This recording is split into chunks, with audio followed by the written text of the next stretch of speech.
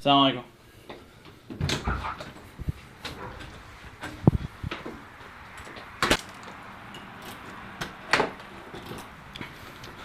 Hey guys, how's it going?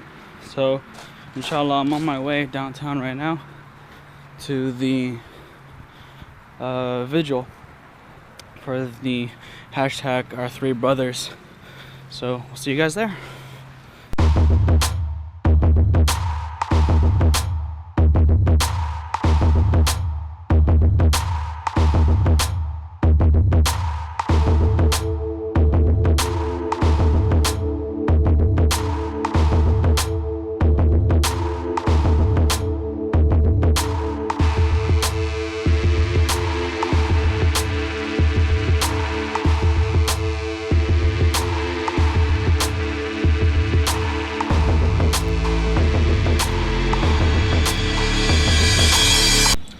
Like a glove.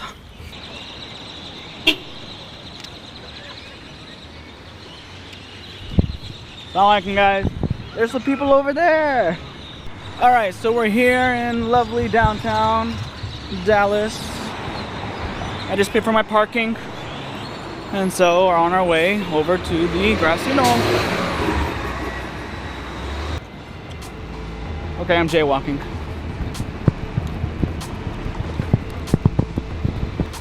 Alhamdulillah, I think a lot of people are showing up, which is really good. أهلاً كيف حالك خالتي؟ شو أخبارك؟ هلا كلكم في الفلوج هلا. الله يسلمك. والله. أيوه. والله. What's up, Christine? Huh? What's up? Oh, what's up? Oh, I lost my phone last night. Why'd you lose your phone last night? I don't know. How'd you lose your phone last night?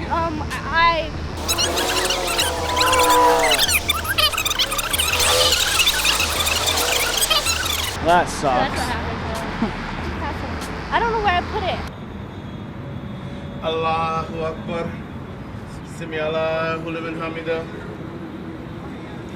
Allahu Akbar. Allahu Akbar. Allahu Akbar. Allahu Akbar. Assalamu alaikum wa rahmatullah. Assalamu alaikum wa rahmatullah. How you doing? Yeah. So all y'all are gonna be in my vlog today. I'm gonna be asking you guys. Is it running right now? Yeah, it's running right now. So okay, go ahead and tell me how you feel about the incident that happened with the three brothers. Hashtag three brothers. Yeah. Right. It's been a year anniversary, a little after, from the three winners. Correct. The victims of the Chapel Hill shooting in North Carolina. But then this unfortunate event happened with three brothers in, where was it? When? Where? Where? It was Indiana. Indiana. Somali brothers? Yeah, Sudanese. Sudanese. Yeah, Sudanese. three Sudanese. Okay. Two are Muslim and one was non-Muslim, one of their friends. Right. All killed execution style. Execution style. So, like point blank, like what? Yeah. Okay. And they were all victimized of being Muslim, or what So was the hate crime? That's still unclear right now. Okay. Like they don't know if it, like they're calling it they're still investigating. Right. But from our eyes as Muslims, we don't see that. Like Right. media, like we found out like a week later that this happened. So just thinking about that, Okay. kind of like it's just very like scary. It's scary, but Yeah, also like- fishy. Yeah, fishy. Yeah, it's like why did it take so long? And then after a week later, CNN and then other big organizations started talking about it, and not even that, like for like a day, and that was it. That's it. So they're still investigating. They're not going to any bias motive or anything like that right now. So Khair, inshallah. Sound like Khalid. My boy Khalid over here. Oh, I almost fell. Go ahead, tell me your thoughts about the incident that happened with the three brothers. Not again. Like really. And so, and it's eye-opening that it can happen at any given time, and no one's prepared for it. And at the same time, it can happen to any of us. Like, Right. and yeah, Kind of reflection. basically. Make sure all lives are precious. Doesn't matter who or where What we're color? from. What? Doesn't matter. Nothing. Nobody has the right Death to has no race. That has no distinction. It happens to everybody. Right. It's Does that make sense? I know what you're talking about. I can't remember the phrasing. Whatever. Just cut it out. Cut it out. Adam, your thoughts about the incident? Sad that these 3 lives had to be taken away, and in a way like this, frustrated because this has happened before with our 3 winners, and it's becoming a little more commonplace, and word really didn't really get around, and really not much was done even by law enforcement.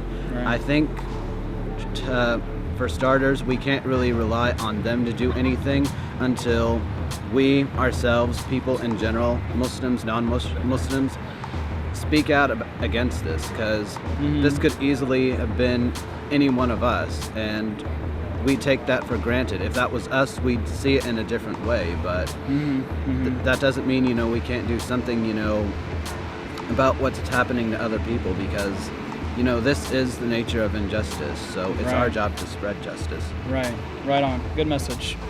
Make sure you listen, all right, and pay attention.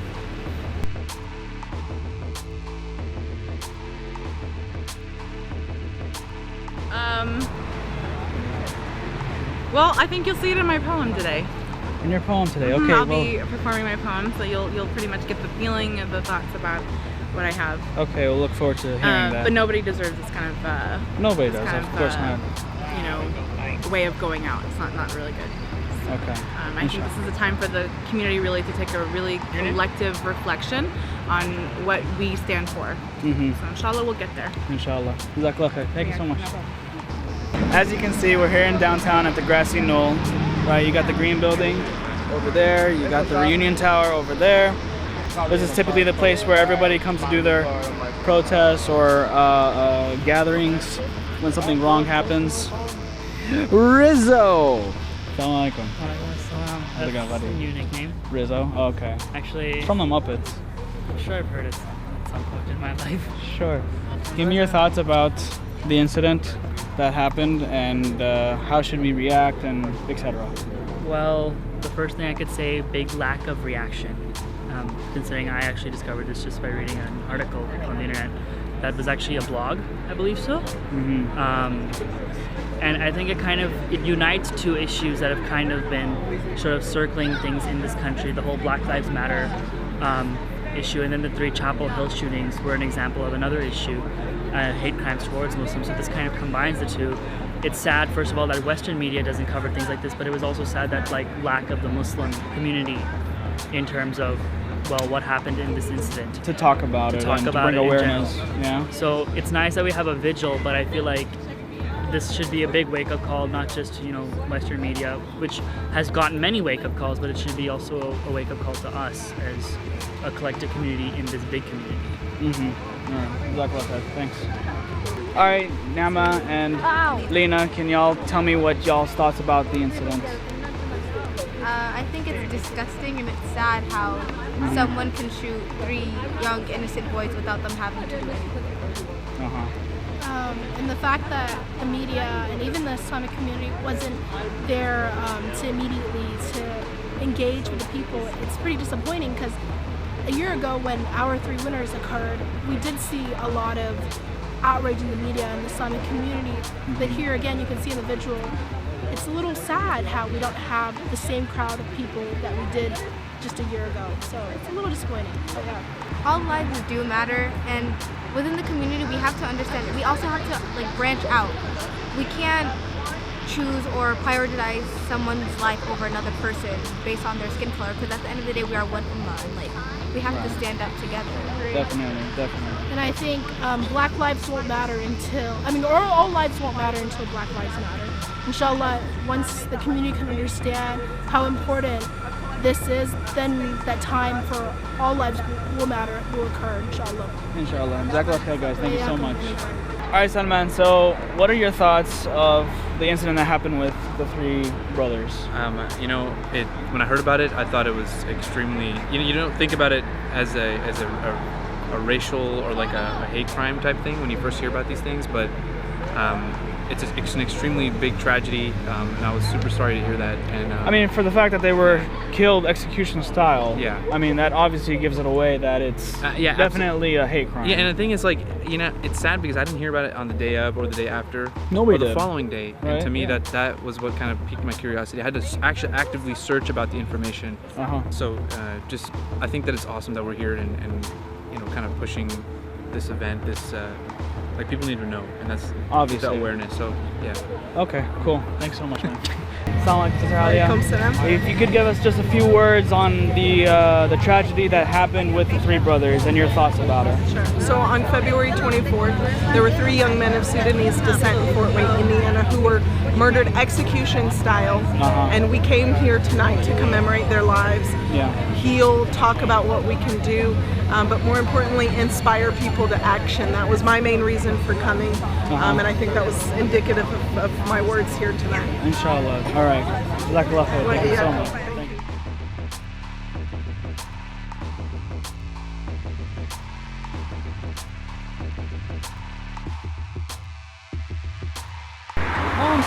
Come on. All right.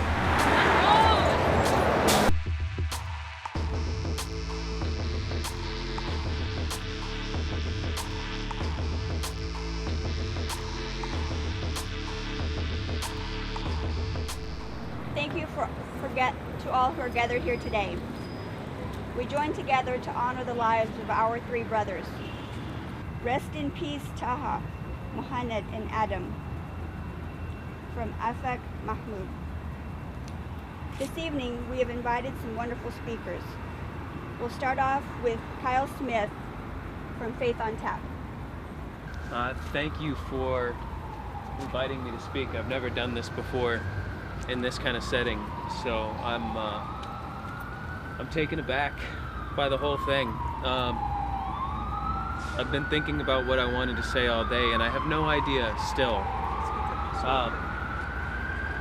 I can tell you why I'm here, and I'm here because I want you to know that there are Christians like me who take our scripture seriously and who recognize that the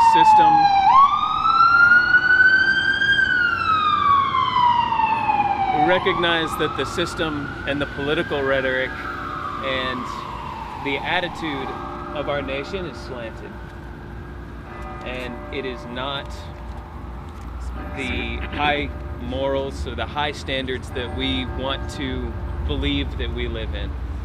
When you have the type of election season that we're going through right now, and the slow reaction to violence against minorities and Muslims here in our own city and nationally, when you have political rallies where people are beaten up because they show up to voice dissent, that's not what this country is about, and that's not what I'm about as a Christian. And I think one of the things that's led us here is the language of tolerance, and it's time to get rid of tolerance. And there's a verse from 1 John chapter 4 that I want to share with you, because I think it brings out the best in Christianity, and I think that it mirrors the text that you hold sacred in the Quran. God is love, and those who abide in love abide in God, and God abides in them. Love has been perfected among us in this, that we may have boldness on the day of judgment, because as He is, so are we in this world. There is no fear in love, but perfect love casts out fear. For fear has to do with punishment, and whoever fears has not reached perfection in love. We love because He first loved us. Those who say, "I love God," and hate their brothers and sisters are liars. For those who do not love a brother or sister whom they have seen cannot love God whom they have not seen. The commandment from Him is this: those who love God must also love their brother and their sister. The story of God, for my faith and for yours, is to erase borders, erase differences, break down walls, and truly accept and love each other, not tolerate each other.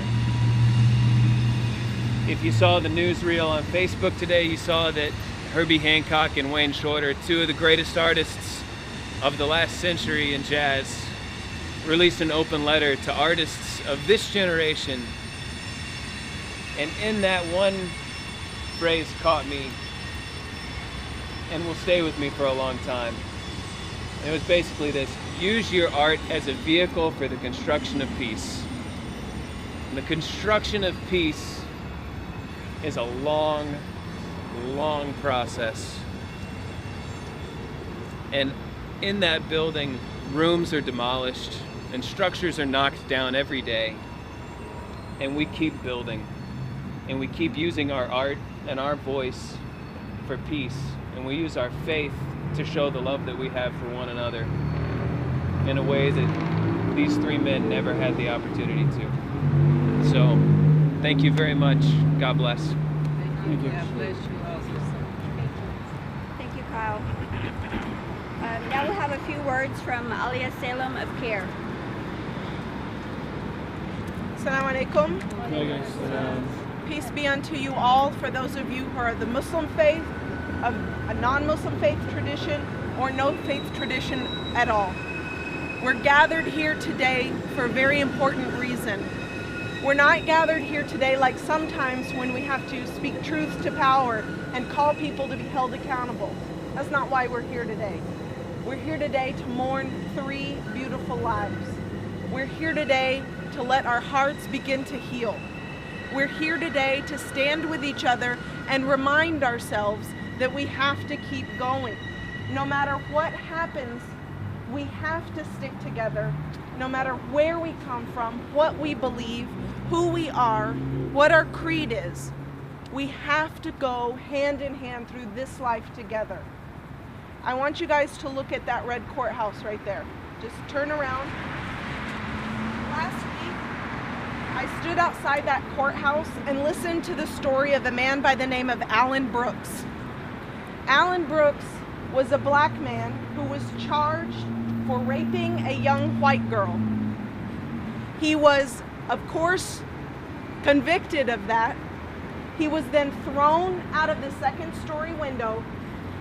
They thought he was dead. A mob of people just pushed him right out of the window. They then proceeded to drag his body half a mile straight down Main Street. They strung him up and lynched him in the middle of downtown Dallas.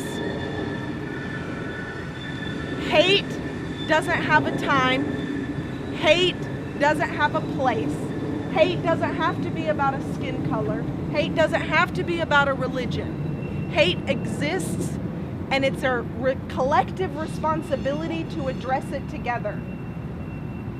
If you don't, when they come for you, there will be nobody to stand with you when it's your turn. I urge people today to not only say a prayer for the victims and their families, but I urge people, as I always urge people, to make a commitment. We are plagued by the issue of gun violence in this country.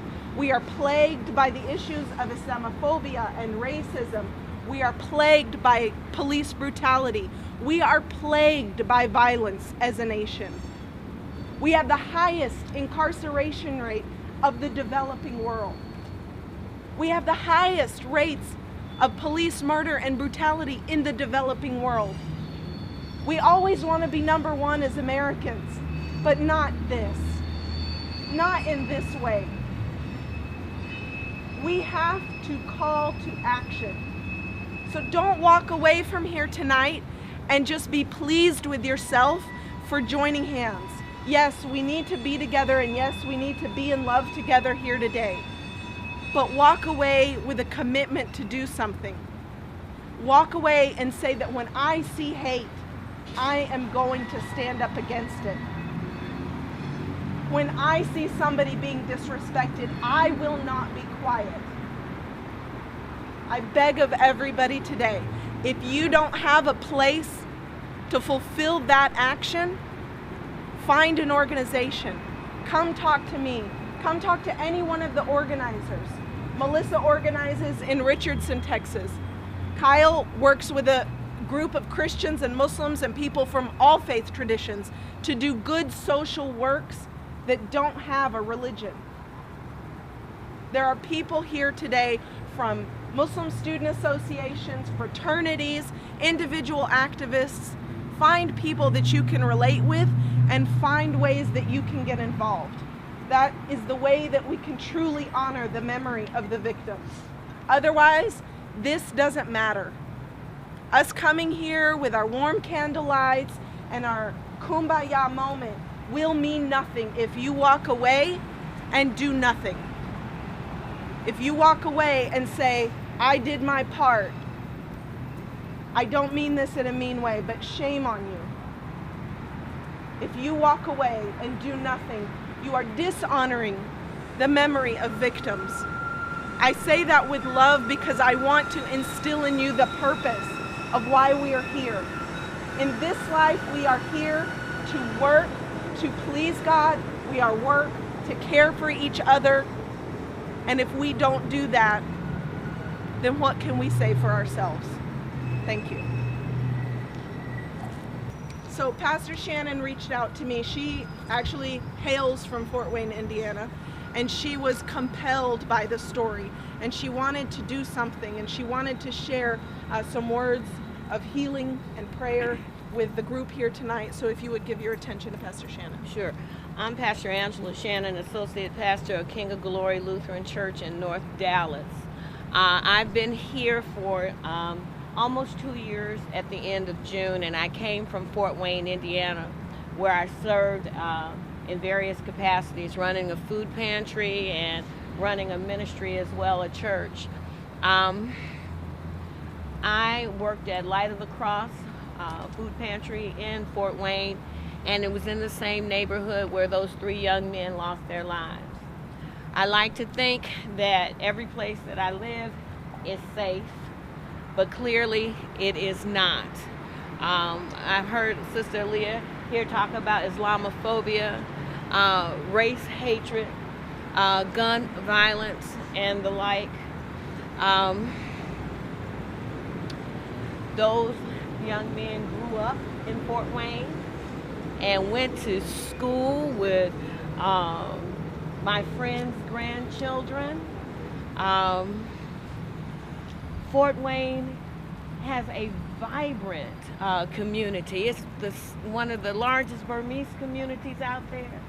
And lots of people from all over the world call Fort Wayne home. But I am not ignorant to what can and what has happened. So I offer what I have. My condolences, my commitment to continue to not just clasp hands with you brothers and sisters and sing a rousing chorus of "We Shall Overcome." That was not Dr. King's vision for the beloved community. His vision for the beloved community included fighting against poverty, fighting against militarism, and fighting against racism. And when we can take on those values ourselves and make them our own and stand up for one another, then the words from Psalm 133 in the Hebrew Bible, or what Christians call the Old Testament, will be true. It says, "Behold, how good and pleasant when brothers and sisters," and I just added that because, you know, they weren't talking about us ladies back in the day, but brothers and sisters and kindred dwell together in unity. It is like the oil, they said. It's like the oil that runs down on the beard of Aaron. And it says that the oil goes down all over his robes, and it is fragrant. So let us, brothers and sisters, be the fragrance of peace and not when I say peace, and I'm not talking about the absence of violence. Yes. I'm talking about peace where we embrace one another and we stand up for one another. So let us be the fragrance of peace, and let us be the fragrance of unity, and let us be the fragrance of love. Because when what concerns you concerns me, that's when we can call each other brothers and sisters. Thank you for listening. Thank you. And just to hearken on what Pastor Shannon said, it's very similar. I want to remind everybody about the passage in the Quran and why I speak so fervently about justice. That Allah subhanahu wa ta'ala, that God in the Arabic tradition, says to speak out for justice, no matter what's the cost. Even if it's against your friends, your family, or yourself. That is a commandment from the tradition of Islam that we must uphold. In comparison to what our dear Pastor Shannon has said. So no matter what faith tradition we come from, these are our morals that we have to live by. And now we'll proceed back to where we were with Sister Asil to deliver a spoken word piece, 3 minutes of silence, and then that will conclude our organized portion. What is the price of a life? 2, 3, or more? What is the price of a life? Liberty and the pursuit of happiness. Shall I console you with the comforts that they're in a better place? Because it must be distracting to deal with the problem of our selective grief. See, because for a second there it didn't matter to you if they were dead or alive. But the last 3 who were murdered on their knees were more relatable at best. Well, because they looked like you. Did they breathe like you too? Did they smell, see, and feel like you? I wonder if they both bleed like you. So why the hesitant delay?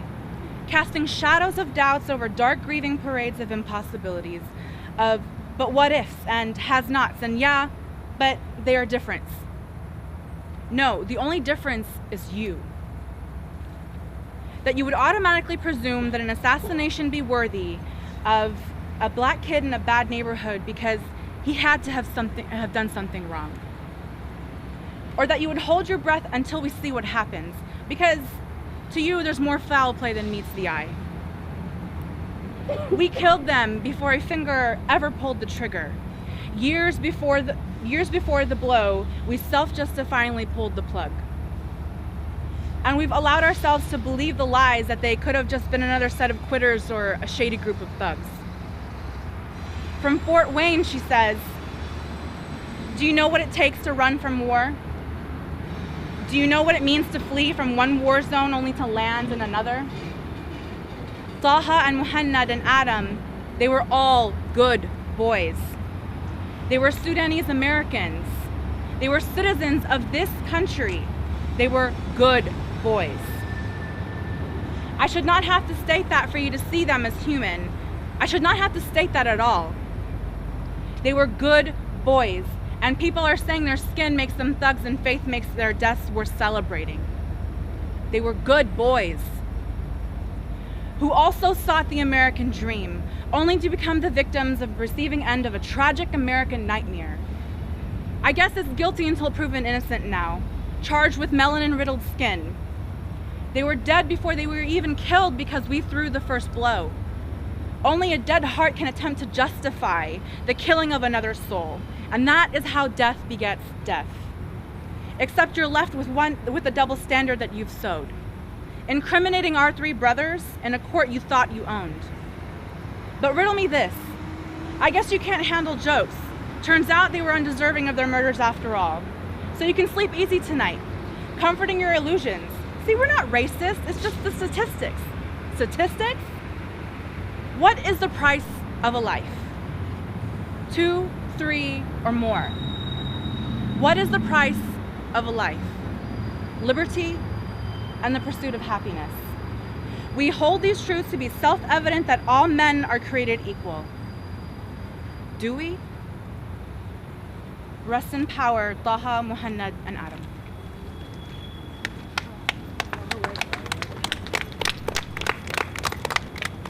And now we'll observe 3 minutes of silence.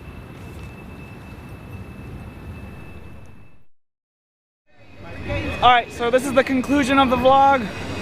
So we'll see you guys later, inshallah. Peace.